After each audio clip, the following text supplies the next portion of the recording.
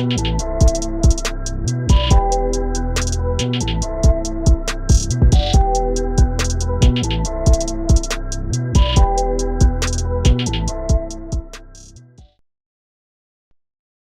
what's good? Top of the top, episode 236, Stash House Podcast. Your boy Tyler checking in. First time listeners, thank y'all for tuning in. If you tune in weekly, salute. And this is just an episode, some topics you may want to hear about. Salute to you as well. Podcast available on all podcast streaming platforms, Apple Podcasts, Google Podcasts, Spotify, YouTube. Subscribe, put your people on. All greatly, greatly appreciated. Hope everyone had a safe weekend, a safe week. Thanksgiving week, enjoy time with your family, your friends, your loved ones. Hope everybody ate good, drank good, got plenty of rest over this weekend. All in all, for me, it was great. I relaxed, I ate good, enjoyed some sports, had some shots, took some naps, did all there was to do. I really enjoyed this weekend, a well-needed weekend, especially Saturday. A lot of stuff went down in the sports world Saturday. Only one place for me to start with that, Ohio State, Michigan. Started on a sad note for me. Let's say that Ohio State, we took the loss to Michigan, 30-24. This is the third straight loss we took to Michigan. So I got to give Michigan credit first. I got to give them credit. Ryan Day, Ohio State head coach, definitely on the hot seat. But I got to show love to Michigan interim coach Sherrone Moore. He took the place of Jim Harbaugh. Of course, he's been suspended for the last 3 games of Michigan season. He should be back for the conference championship this weekend. They face Iowa for the Big Ten conference. So it happens, man. It happens. Ryan Day, I said it last year after the loss to Georgia. I said, I don't think your seat is hot yet, but we have to see what you do against Michigan. Going up against an interim head coach at Michigan, there were times I think we could have got away with the game, but Ryan Day, man, you're on the hot seat. I'm not sure what's going to happen. If I had to make a guess, if they do fire Ryan Day, I feel like we'll be in rebuild mode. We got a lot of people from the defense going to the league. Of course, Marvin Harrison Jr., he's going to the league. I'll be really, really surprised if he comes back. Ibuka, I'm not sure his classification, but I'm sure he's going to the league soon as well. But what it all comes down to, if you fire Ryan Day, we got Kyle McCord, who needs a lot of improvement for Kyle McCord at quarterback. We'll be in rebuild mode. I think it won't be as bad as when Jim Tressel left because we had sanctions and all that, but it will probably be a down year if they do fire Ryan Day, in my opinion. A lot left to be seen, a lot of scenarios left to play out to see if Ohio State can do something in terms of creeping back into the playoff situation. I highly doubt it. Last year, I was shocked that we made it. So this year, I'll definitely be shocked if we make it back into the playoffs. Of course, we still have a bowl game to play, but we'll see how it goes. But really, the word around Buckeye Nation, the question that remains, will Ryan Day stay or leave? Will they fire him or will they keep him for another year? My opinion, it might be time to cut the ties with him. 3 straight losses to Michigan after coming off 8 straight victories against Michigan. That's what I don't think enough people talking about. Yes, we lost 3 straight.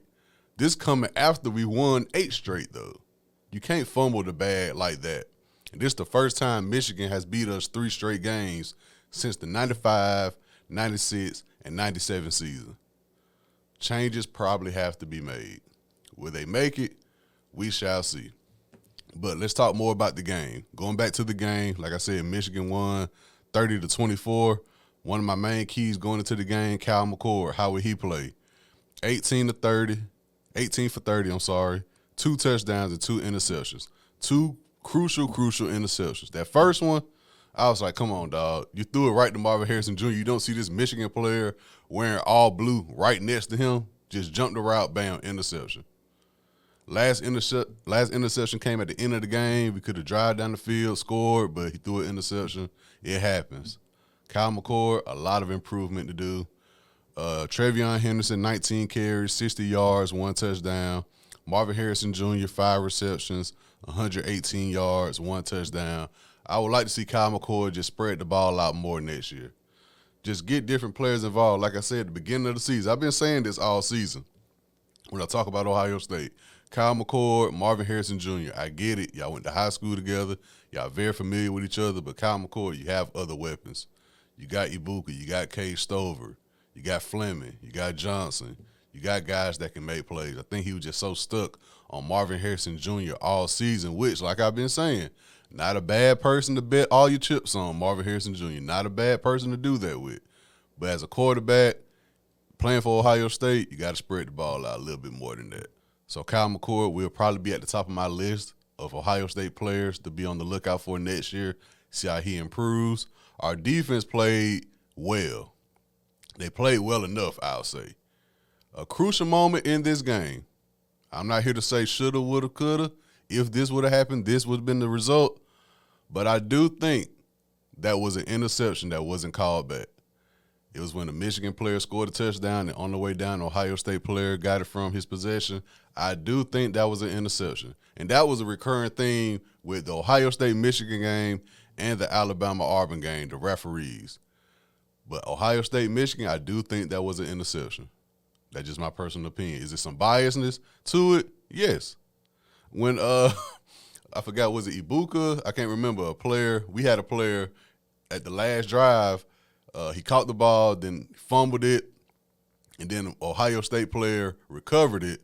But in that case, Michigan would have wanted to be called an incomplete pass rather than a fumble recovered by Ohio State.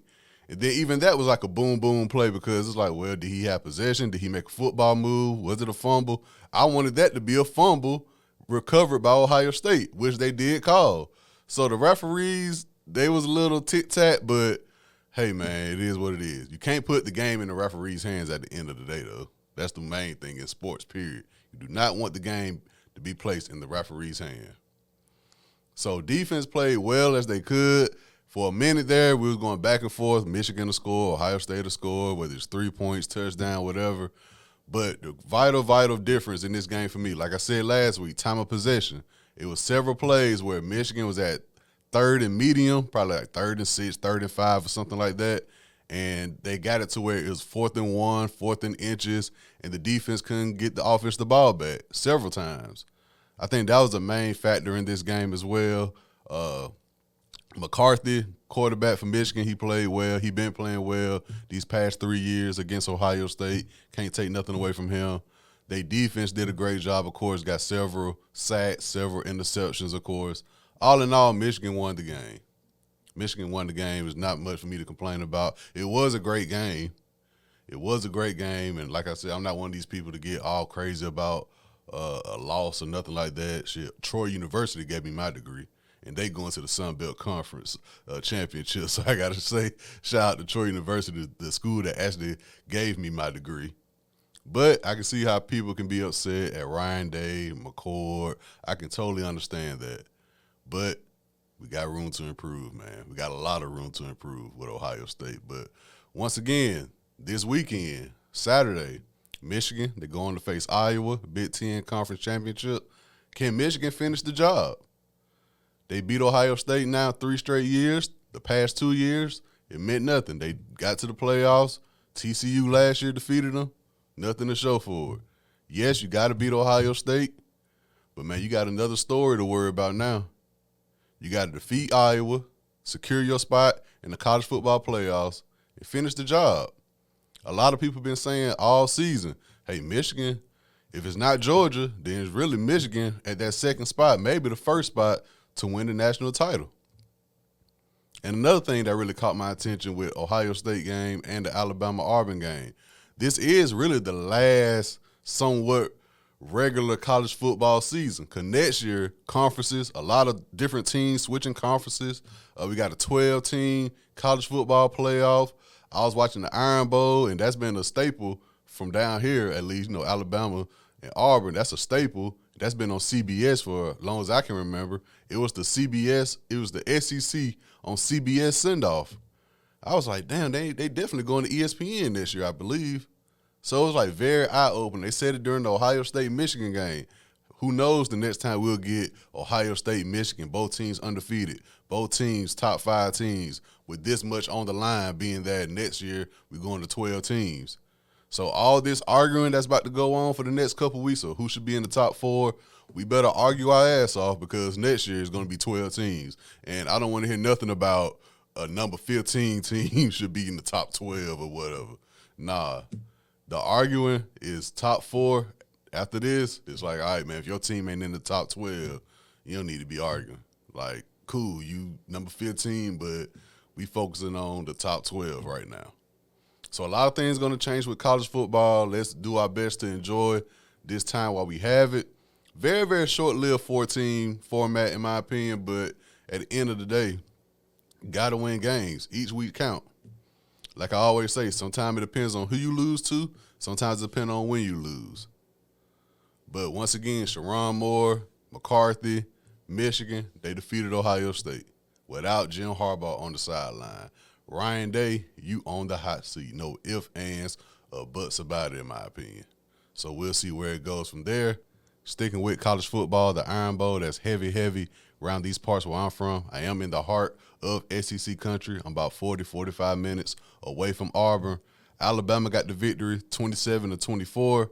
And that was a crazy stat I saw while watching the game. They showed the difference in points compared to when the game is played in Tuscaloosa versus Auburn. Like, anything can happen on the plains. Like, I did not realize that. Like, I thought about it, like, yeah, the Kit Six happened 10 years ago. They had the game against Georgia that same year. They just went like 4 overtimes with Alabama a couple years ago. They won 2017, I think they said they won. So I remember that, but I didn't realize the point difference between the game in Tuscaloosa and the game of Auburn. So that was a great stat that they put up.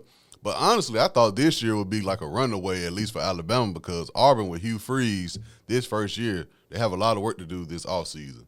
Transfer portal, get some recruits in, but we figured that. We figured that when you're a first-year head coach in college, you need to get your recruits in. You can work the transfer portal. We figured that, but Auburn, like, losing to New Mexico State and everything, it was like, whoa, okay, I didn't think it was that bad. Compared with, you ask Auburn fans, they like, yo, we desperately need a quarterback. And then while watching the game, it was like a close game. But if you were to tell me, bro, hey, Tyler, Auburn, Alabama, they're going to have a close game, and Auburn doesn't have barely any passing yards. They are doing all of this while running the ball. I'm like, ain't no damn way. You're not beating Alabama simply off the fact that your running game is great. You would have told me that, I would have been like, that's crazy. But Auburn was right there for the win. It was like 4th and forever. 4th and forever. Miro back there all day. Miro could have went threw toilet paper on the trees, came back, and still had time to throw the ball. Threw the ball in the corner, and I was like, okay, you don't make just a comfortable pass like that without somebody having one-on-one coverage or at least being wide open. And as soon as Burr caught the ball, I said, yep, he got that foot down. That's a touchdown. I said, ain't no damn way. Another miracle in Auburn. Another one. This time, not in their favor, though. And I was just shell-shocked. I was like, damn. If I'm an Ohio State fan, I feel bad that we lost 3 straight against Michigan. I can only imagine an Auburn fan who had little to no faith knowing that, okay, if we beat Alabama, cool, but it's highly doubtful. I can only imagine how they feel. They was right there for the win. Only thing Burr had to do, the cornerback or safety had to do was just turn around for a split second, see the ball, bat it down, that's game. He wasn't even looking nowhere near the ball, and Burr just caught, floated, bam. It's like, damn. So Auburn fans, have a seat next to me in terms of people who lost against their rival on Saturday. That's why they play the game, man. That's why they play the game. It was highly, highly entertaining. It definitely, like I said, I wasn't down about Ohio State losing, but it had me like, okay, cool, another entertaining game. You know what I'm saying? So Iron Bowl, Alabama wins 27-24. This weekend, they play Georgia once again in the SEC championship game. It can go either way, in my opinion. It can go either way. Before this game against Auburn, I was saying, yo, Alabama look like they clicking now. Defense-wise, Miro getting way more comfortable nowadays. Alabama starting to click. Georgia, they looking for a three-peat. It's going to be a highly, highly entertaining game. I will be tuned in. Like I said, I guess for Ohio State purpose, I guess we need Georgia to win, because if Alabama win, both Georgia and Alabama will be in the top 4, in my opinion. Sometimes it matters who you lose to. Sometimes it matters when you lose. It's a different scenario than Ohio State, Michigan. It's weird to see, but it's a different situation. But the main question I have, if Texas were to win and Alabama were to win, Do they jump Bama over Texas, being that Bama lost the one-on-one to Texas? That's the main question I got going into the conference championship weekend. That one-on-one should matter. That head-to-head should matter. But will it? That's the main question I got. So we'll see how it play out. So we have Washington versus Oregon, of course. We got Bo Nix. We got two Heisman hopefuls, Bo Nix and Phoenix. Phoenix plays for Washington quarterback, Oregon. Bo Nix, formerly at Auburn. That should be an exciting game as well. A lot of things left to play out this college football season, especially this weekend. I'll definitely be tuned in.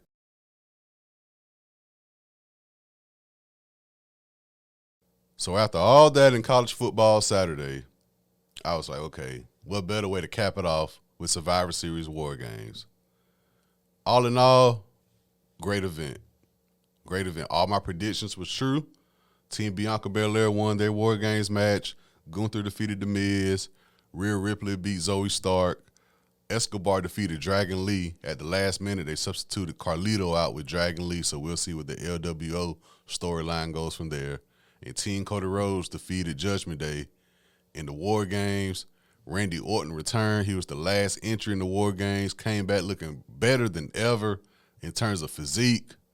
The crowd, huge pop. Chicago crowd was on 10 all night.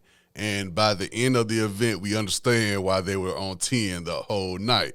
So Chicago was on tilt when Randy Orton came out. It was great to see he was giving out RKOs. He gave out a super RKO to JD with the help of Seth Rollins and Sami Zayn. All in all, Randy Orton, huge pop. I loved it. I love seeing Randy Orton back. And Randy Orton was one of these guys throughout the years. He rarely took time off. And knowing that now he's back to his character that we enjoy the most, because him and Matt Riddle was cool. I understand what he was doing, but we want Randy Orton to be the Viper. You know, he got the storyline with Jey Uso still can go on. He got storylines with Cody and storylines with Seth. We can do a lot of things with Randy Orton now, him just being the solo act. I understand he's a tag team person throughout his career, evolution with Edge, Matt Riddle, but we enjoy Randy Orton as a solo act the most. So a lot of things they can do with Randy Orton. But the big story from Survivor Series, and I do kind of think, I was like, this is what I'm going to talk about when I say I want to hear what talks were had. It did kind of take away from Randy Orton coming back. It did kind of take away from Cody Rhodes winning his first War Games match, the match that his dad created. But I was watching it with Zoe. They had the copyright up. We thinking the event about to go off. I'm about to dap Zoe up. Like, all right, bro, I'm about to hit the road. Whoop-de-whoop. Dun-dun-dun-dun-dun. Look in my eyes, what do you see? CM Punk returns to the WWE at least a decade later. In Chicago, his hometown, the crowd was on 10 the whole night. They went to 1,000 when CM Punk music came on. I was legit shocked.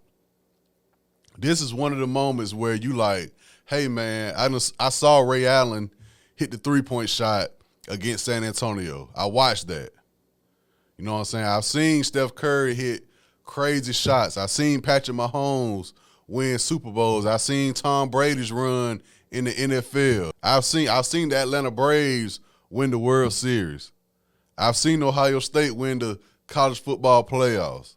I've seen classic college football games in my lifetime. But in terms of shocking moments, I don't think nobody can do it like professional wrestling, man. Just the emotion, knowing that everybody in the building is probably on the same type of time. In sports, you're going to have half the crowd excited about a crazy moment. You're going to have half of the fans going home upset. But in wrestling, when you hear the building rocking, you'll probably find nobody just still sitting down upset that CM Punk has returned. It's one of those moments like, okay, I remember where I was at when this happened. And I was legit shocked for several reasons. And this is what I want to talk about. Are we happy CM Punk is back? Of course. He's one of those guys, like Triple H said at the press conference, whether you love him, you hate him, he gets people talking. And that's my thing.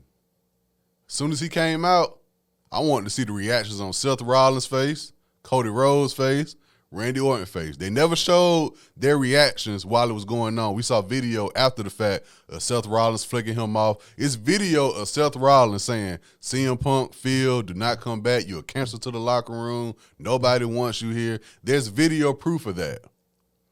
We know what happened with AEW. I talked about what happened with him in AEW. But my thing, and this is, I'm not going to say this is the biggest storyline now. No matter what they do with him, they put him and Seth together.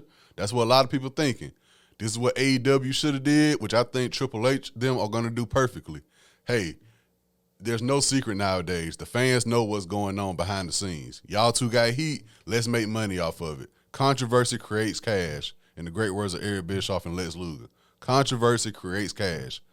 Y'all professional athletes. Y'all two are professional. Y'all up there in age. Y'all grown-ass men. Put y'all differences aside just for one match. In terms of promo, that can go either way. But we can build up a great match the fans want to see. This is what AEW should have did. Hey, Kenny Omega, CM Punk, y'all got beef. The fans know y'all got beef. Let's make this a money opportunity right here. They know it's beef, so they're going to tune in. This is money to be made. Jack Perry, CM Punk, y'all got beef. This is a match. Fans know y'all got beef. AEW organization, totally different, though, than WWE. It's a difference between a 5-year startup company and a company that's been around for 30, 40 years. It's a different type of, situation, but it all goes back to CM Punk, his ego. Will he put it aside this time? We'll see. I'm not one of these people saying, oh, of course he's coming back. He's back home.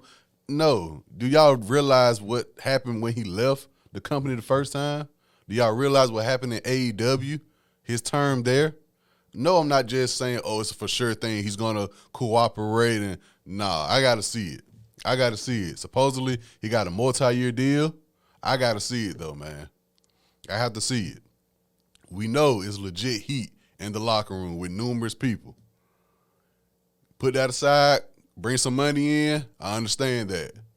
But, man, you got to keep it to where, all right, bro, like, we understand what you just did over there in AEW, but come on, man. We ain't about to be having all that. We some grown-ass men over here. We established superstars over here. You got to work your way up. We'll see how it goes. It's WrestleMania season. Royal Rumble around the corner. A lot of things we'll have to see play out. It does shake things up. He will be on Raw supposedly Monday night. I'm for it. A lot of people saying, hey, man, go ahead, get him with Seth. We see the video of Seth flicking them off. Hey, you got fire in the bottle. Might as well go ahead and put it together. Don't waste no time with it. But it all comes back to CM Punk. We know how the organization works. It all comes back to CM Punk. We know how he can be. Do not act surprised. I understand you got people who AEW, people who WWE. Hey, I'm a wrestling fan overall. I wanted it to work in AEW. Once again, Chicago. Keep in mind, if Survivor Series wasn't in Chicago, I don't think this would have happened. But when you go to Chicago, it's always that rumor. Will CM Punk show up? Will CM Punk show up? He showed up. I wanted it to work in AEW. I wanted it to work here. But when we see news, when we see rumors circling the internet, we got to take it as, hey, he did it again. Come on, CM Punk, man. A lot of people happy to see you back. A lot of money is to be made. Whether you like him, whether you hate him, he gets people talking. So we'll see where it goes. That was a great day. That was a great moment to cap off my Saturday. Great moment to cap off my Thanksgiving weekend. I remember where I was when CM Punk came back to WWE in Chicago, Survivor Series. I was amped up. That was a moment. That was a moment. I didn't think it was going to happen, honestly. I was telling Zoe, and I put it on Facebook and Twitter. I think it was just something for him to come out of Chicago. Hey, y'all, what's up? I'm here, but it's nothing in the future. Triple H said they got some things cooking. We'll see where it goes. He's supposed to be on Monday Night Raw. My opinion, go and put him with Seth. Go and put him. I mean, I understand you jumping the line, but I mean, Seth Rollins' title run, what better way to cap it off? You want a great main event for WrestleMania? Seth Rollins, CM Punk, knowing their history, sign me up. Sign me up. I'll definitely be tuned in. AEW, you on the ropes. The biggest thing AEW got now for them storyline-wise that I've seen is who's the people under the mask. And I'm guessing now with this move CM Punk made, they probably fast forward that storyline and reveal who's under the mask very, very soon. And if they fumble that, it's a wrap for them. I will only watch AEW just because it's another wrestling program on a Wednesday night or a Friday, Saturday. But in terms of investing in a storyline, that's the only thing they got for me right now is who's under the mask, who's attacking people under the mask backstage. This is a certified chess move by Triple H. I was surprised it happened. We'll see where it goes. So, this has been episode 236, Stash House Podcast. Your boy Tyler. Thank y'all for tuning in. Make sure y'all have a great work week. Kids still on vacation, I'm sure. They're going back to school very, very soon. Keep the kids warm, bundled up, drink plenty of water. Keep me in your prayers. I'll do the same for y'all. Salute.